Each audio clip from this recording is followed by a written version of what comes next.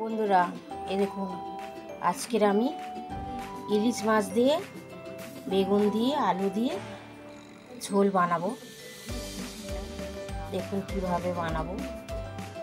সর্ষে, কাঁচা লঙ্কা আর সামান্য লবণ দিয়ে এটা আমি পেস্ট করে নেব। তেলটা ভালো গরম হয়ে গেছে, এর মধ্যে আমি মাছগুলো দিয়ে দেবো।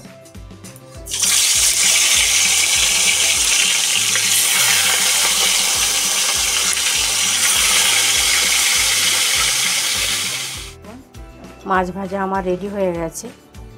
মাছগুলো বেশি কড়া করে ভাজবেন না, কেন ইলিশ মাছ কড়া করে ভাজলে স্বাদটা নষ্ট হয়ে যায়। সামান্য কালো জিরে দিয়ে দিলাম, দুটো কাঁচা লঙ্কা আর সবজিটা দিয়ে একটু লাল লাল করে ভেজে নেব।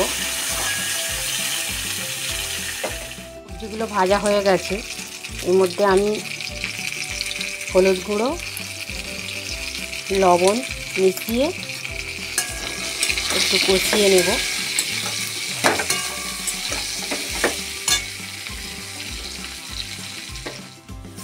কষানো হয়ে গেছে, এবার আমি পরিমাণ মতো জল দিয়ে দেবো।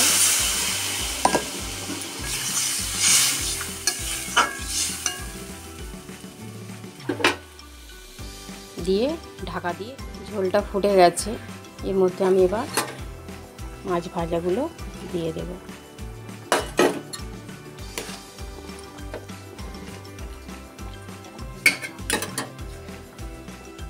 ঝোলটা আমার রেডি হয়ে গেছে, এর মধ্যে আমি সর্ষে কাঁচা লঙ্কার পেস্টটা দিয়ে দিলাম, দিয়ে নাড়াচাড়া করে